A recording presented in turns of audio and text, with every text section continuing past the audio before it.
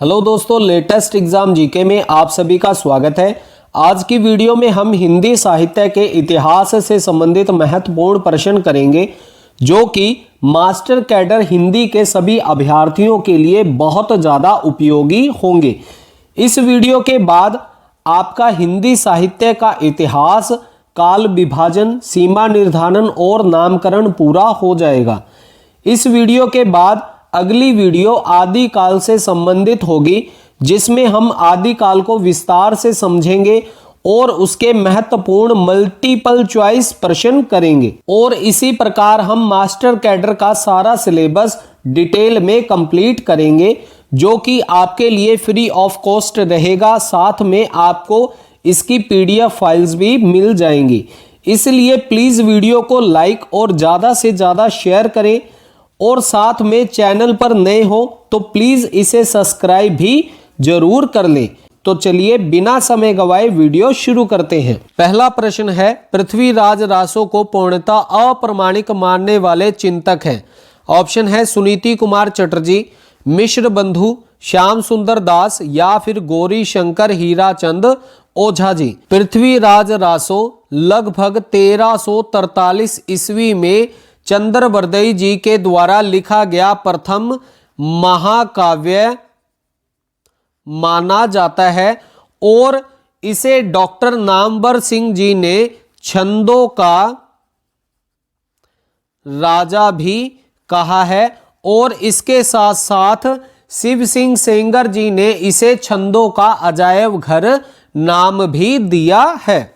जब हम बात करते हैं पृथ्वीराज रासो को पूर्णतः अप्रमाणिक मानने की, तो हिंदी साहित्य के कुछ इतिहासकार हैं जिन्होंने पृथ्वीराज रासो को प्रमाणिक, अर्ध प्रमाणिक और पूर्णतः अप्रमाणिक माना है।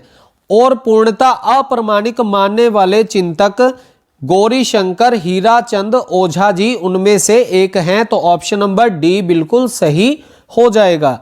तो देखिए, प्रमाणिक मानने वाले चिंतक हैं कर्नल टॉड, श्याम सुंदर दास, मोहनलाल, विष्णुलाल पांडे तथा मिश्र बंधु। अब इसे याद करने की ट्रिक रहेगी, कर्नल, श्याम, मोहन, विष्णु, मिश्र, तो आपको ये सभी याद हो जाएंगे। देखिए, कर्नल से कर्नल टॉड, श्याम से श्याम सुंदर दास, मोहन से मोहनलाल, विष्णु से विष्णुलाल पांडे तथा मिश्र से मिश्र बंधु विनोद। अब देख लेते हैं अर्ध प्रमाणिक मानने वाले चिंतक डॉक्टर दशरथ ओझा, हजारी प्रसाद द्विवेदी, मुनिजन विजय तथा डॉक्टर सुनीति कुमार चटर्जी। इसे याद करने की ट्रिक रहेगी 10,000 मुनि कुमार। 10 से डॉक्टर दशरथ ओझा, 1000 से हजारी प्रसाद द्विवेदी, मुनि से मुनिजन विजय तथा कुमार से सुनीति कुमार चटर्जी। इसके बाद अप्रमाणिक मानने वाले गौरी शंकर ओझा, देवी प्रसाद, रामचंद्र शुक्ल, कविराज श्यामल दास, बुल्हर, मुरारी दीन। इसे याद करने की ट्रिक रहेगी गौरी देवी को देख कविराज राम भूले मुरारी। अब देखिए, गौरी से गौरी शंकर ओझा, देवी से देवी प्रसाद, राम से रामचंद्र शुक्ल, कविराज से कविराज श्याम दास तथा भूले से बुल्हर और मुरारी से मुरारी दीन। अगला प्रश्न है, नाथ संप्रदाय के प्रवर्तक कौन है? ऑप्शन है गोरखनाथ जी, गोपीचंद, चौरंगी नाथ या फिर चुनकर नाथ। नाथ संप्रदाय के प्रवर्तक गुरु गोरखनाथ जी हैं। ऑप्शन नंबर ए बिल्कुल सही हो जाएगा। गोरखनाथ जी के नाम पर एक ग्रंथ लिखा गया है जिसे गोरखबाणी नाम दिया गया है और यह पीताम्बरी नाथ बड़वाल जी के द्वारा लिखा गया महत्वपूर्ण ग्रंथ है। अगला प्रश्न है, आदिकाल के किस पंथ से भक्ति काल के संत मत का विकास हुआ? ऑप्शन है बौद्ध, जैन, नाथ या फिर ब्रजयान। आदिकाल में ब्रजयान पंथ से भक्ति काल के संत मत का विकास हुआ है और बौद्ध धर्म से महायान और हीनयान दो संप्रदाय विकसित हुए तथा आगे चलकर महायान से दो संप्रदाय बने जिन्हें वज्रयान और सहजयान कहा जाता है। अगला प्रश्न है, डॉक्टर रामकुमार वर्मा ने आदि काल का नामकरण किस रूप में किया है? ऑप्शन है अपभ्रंश काल, संधि काल और चारण काल, सिद्ध सामंत काल या फिर अंधकार काल। डॉक्टर रामकुमार वर्मा ने आदि काल का नामकरण संधि काल और चारण काल नाम से किया है। ऑप्शन नंबर बी बिल्कुल सही हो जाएगा। और आदि काल को अपभ्रंश काल डॉक्टर धीरेन्द्र वर्मा जी ने कहा है तथा सिद्ध सामंत काल राहुल सांकृत्यायन जी ने कहा और अंधकार काल कमल कुलश्रेष्ठ जी ने कहा था। अगला प्रश्न है, कीर्ति लता और कीर्ति पताका किस कवि की रचनाएं हैं? कीर्ति लता और कीर्ति पताका विद्यापति की रचनाएं हैं। ऑप्शन नंबर ए बिल्कुल सही हो जाएगा। अगला प्रश्न है, 10वीं से 14वीं शताब्दी का काल जिसे हिंदी का आदिकाल कहते हैं, भाषा की दृष्टि से अपभ्रंश का ही बढ़ाव है। यह कथन किस लेखक का है? ऑप्शन है रामचंद्र शुक्ल, हजारी प्रसाद द्विवेदी, श्याम सुंदर दास या फिर धीरेन्द्र वर्मा जी। तो यह कथन हजारी प्रसाद द्विवेदी जी का है। इन्होंने कहा था कि हिंदी का आदिकाल भारत की दृष्टि से अपभ्रंश का ही बढ़ाव है। अगला प्रश्न है, आदिकाल को चारण काल की संज्ञा देने वाले विद्वान कौन थे? ऑप्शन है मिश्र बंधु, जॉर्ज गियर्सन, रमाशंकर शुक्ल रसाल या फिर राहुल सांकृत्यायन। आदिकाल को चारण काल की संज्ञा देने वाले विद्वान जॉर्ज गियर्सन जी थे। ऑप्शन नंबर बी बिल्कुल सही हो जाएगा। और आदिकाल को मिश्र बंधुओं ने आरंभिक काल कहा है तथा रमाशंकर शुक्ल रसाल जी ने अंधकाल और बाल्यावस्था काल कहा है तथा राहुल सांकृत्यायन ने इसे सिद्ध सामंत काल नाम दिया है। अगला प्रश्न है, हिंदी साहित्य के अंतर्गत सिद्धों की संख्या कितनी मानी गई है? ऑप्शन है 60, 40, 84 या फिर 20। हिंदी साहित्य के अंतर्गत सिद्धों की संख्या 84 मानी गई है और नाथों की 9 संख्या मानी गई है। अगला प्रश्न है, जैन साहित्य की रास परंपरा के प्रथम ग्रंथ भरतेश्वर बाहुबली रास के रचनाकार कौन है? ऑप्शन है शालिभद्र सूरी, श्रावकाचार्य, विजय सेन सूरी या फिर जिन धर्म सूरी। भरतेश्वर बाहुबली रास के रचनाकार शालिभद्र सूरी जी हैं। ऑप्शन नंबर ए बिल्कुल सही हो जाएगा। और शालिभद्र सूरी के द्वारा बुद्धि रास तथा पंच पांडव चरित्र रास भी लिखा गया था।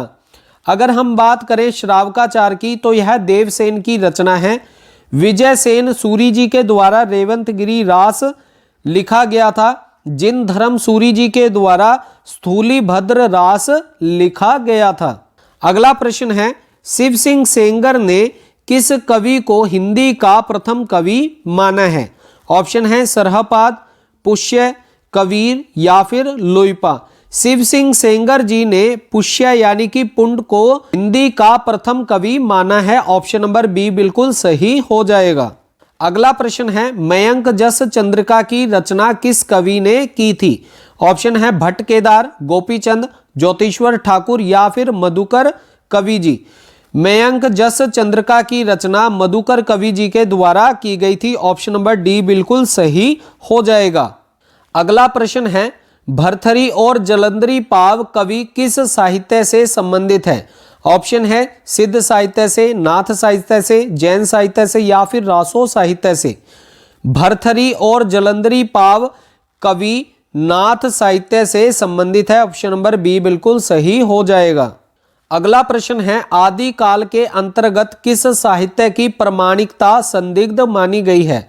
ऑप्शन है रासो साहित्य की, लौकिक साहित्य की, जैन साहित्य की या फिर रासो साहित्य की। आदिकाल के अंतर्गत रासो साहित्य की प्रमाणिकता संदिग्ध मानी गई है। अगला प्रश्न है, आचार्य हजारी प्रसाद द्विवेदी जी ने गाथा को किस भाषा का मुख्य छंद माना है? ऑप्शन है पाली, प्राकृत, अपभ्रंश या फिर हिंदी। हजारी प्रसाद द्विवेदी जी ने गाथा को प्राकृत भाषा का मुख्य छंद माना है। ऑप्शन नंबर बी बिल्कुल सही हो जाएगा। अगला प्रश्न है, वर्ण रत्नाकर किस प्रकार की कृति है? ऑप्शन है चंपू काव्य, गद्य, व्याकरण या फिर खंड काव्य। वर्ण रत्नाकर मैथिली भाषा में लिखा गया है और यह ज्योतिश्वर ठाकुर जी के द्वारा लिखा गया गद्य रचना है। तो ऑप्शन नंबर बी बिल्कुल सही हो जाएगा। अगला प्रश्न है, हिंदी साहित्य के इतिहास को सामान्यतः कितने भागों में बांटा गया है? ऑप्शन है 7, 5, 4 या फिर 2। हिंदी साहित्य के इतिहास को सामान्यतः 4 भागों में बांटा गया है और ये 4 भाग आदिकाल, भक्तिकाल, रीतिकाल और आधुनिक काल नाम से जाने जाते हैं। अगला प्रश्न है, सतसई वह रचना है जिसमें 200 दोहे होते हैं, जिसमें 700 दोहे होते हैं, जिसमें 700 कविताएं होती हैं या फिर जिसमें 100 कविताएं होती हैं। सतसई वह रचना है जिसमें 700 दोहे होते हैं। तो ऑप्शन नंबर बी बिल्कुल सही हो जाएगा। अगला प्रश्न है, सिद्धों की संख्या कितनी मानी जाती है? तो सिद्धों की संख्या 84 मानी जाती है। ऑप्शन नंबर ए बिल्कुल सही हो जाएगा। और जब हम बात करते हैं नाथों की, तो नाथों की संख्या 9 मानी जाती है। अगला प्रश्न है, निम्नलिखित में से बल्लभ संप्रदाय से दीक्षित कौन सा कवि है? ऑप्शन है रसखान, मीरा, रहीम या फिर इनमें से कोई नहीं। बल्लभ संप्रदाय से दीक्षित कवि रसखान जी हैं। तो ऑप्शन नंबर ए बिल्कुल सही हो जाएगा। अगला प्रश्न है, पृथ्वीराज रासों में सर्ग को किस नाम से अभिहित किया गया है? ऑप्शन है अंक, भाग, समय या फिर अध्याय। पृथ्वीराज रासों में सर्ग को समय नाम से अभिहित किया है। ऑप्शन नंबर सी सही हो जाएगा। अगला प्रश्न है, शारंगधर की रचना कौन सी है? ऑप्शन है विजयपाल रासो, उक्ति व्यक्ति प्रकरण, हमीर रासो या फिर वर्ण रत्नाकर। शारंगधर की रचना हमीर रासो है। ऑप्शन नंबर सी बिल्कुल सही हो जाएगा। और जब हम बात करते हैं विजयपाल रासो की, तो विजयपाल रासो को नल सिंह ने लिखा है। उक्ति व्यक्ति प्रकरण दामोदर दास जी की रचना है तथा वर्ण रत्नाकर ज्योतिश्वर ठाकुर जी के द्वारा लिखा गया है। अगला प्रश्न है, सिद्धों में प्रसिद्ध सिद्ध कौन थे? ऑप्शन है लुइपा, सरहपा, डोंबिपा या फिर सवरपा। सिद्धों में प्रसिद्ध सिद्ध सरहपा माने जाते हैं। ऑप्शन नंबर बी सही हो जाएगा। अगला प्रश्न है, हिंदी साहित्य का वैज्ञानिक इतिहास के लेखक कौन है? ऑप्शन है बाबू गुलाब राय, धीरेन्द्र वर्मा, डॉक्टर रामकुमार वर्मा या फिर डॉक्टर गणपति चंद्र गुप्त जी। हिंदी साहित्य का वैज्ञानिक इतिहास 1965 ईस्वी में डॉक्टर गणपति चंद्र गुप्त जी के द्वारा लिखा गया था। और जब हम बात करते हैं धीरेन्द्र वर्मा जी की, तो इन्होंने हिंदी भाषा का इतिहास 1933 ईस्वी में लिखा था तथा डॉक्टर रामकुमार वर्मा ने हिंदी साहित्य का आलोचनात्मक इतिहास 1938 ईस्वी में लिखा था। अगला प्रश्न है, राहुल सांकृत्याय ने हिंदी का प्रथम कवि किसे माना है?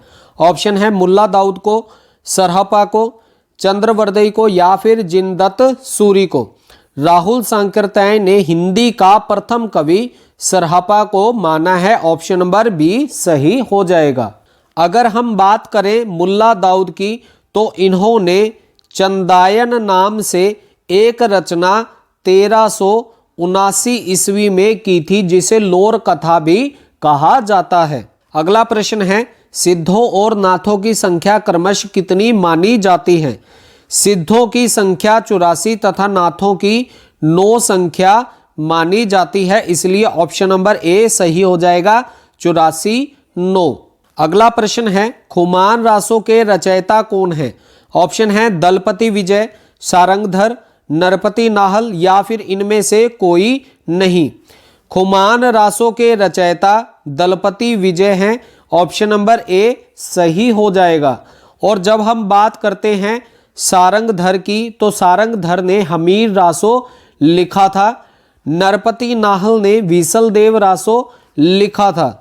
अगला प्रश्न है, ऐसा कौन सा रासो ग्रंथ है जो अभी तक उपलब्ध नहीं हो सका? ऑप्शन है बीसलदेव रासो, नेमिनाथ रासो, हमीर रासो या फिर परमाल रासो। हमीर रासो एक ऐसा ग्रंथ है जो अभी तक उपलब्ध नहीं हो सका। अगर हम बात करें विसलदेव रासो की तो यह नरपति नाहल के द्वारा लिखा गया है। नेमिनाथ रासो यह सुमति गुणी के द्वारा लिखा है।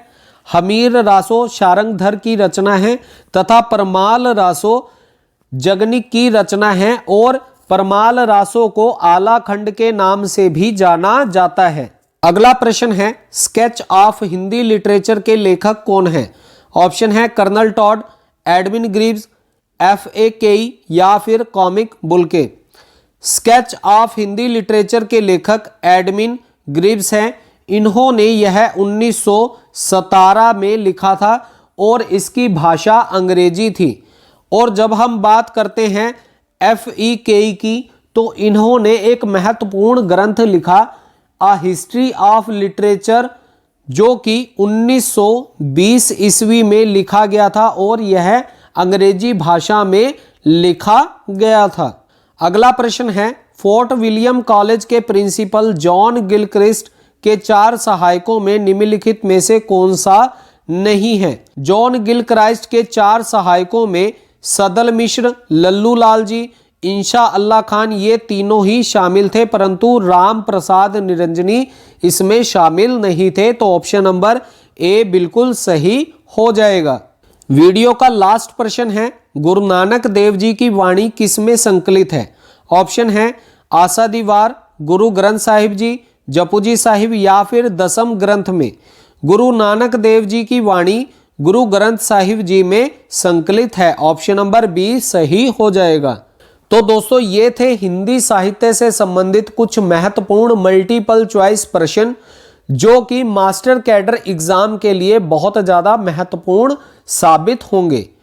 दोस्तों अगर इन प्रश्नों से आपको कुछ सीखने को मिला है तो प्लीज वीडियो को लाइक और ज्यादा से ज्यादा शेयर करें और चैनल पर नए हैं तो प्लीज इसे सब्सक्राइब भी जरूर कर लें ताकि आने वाली वीडियोस आप तक आसानी से पहुंच सके।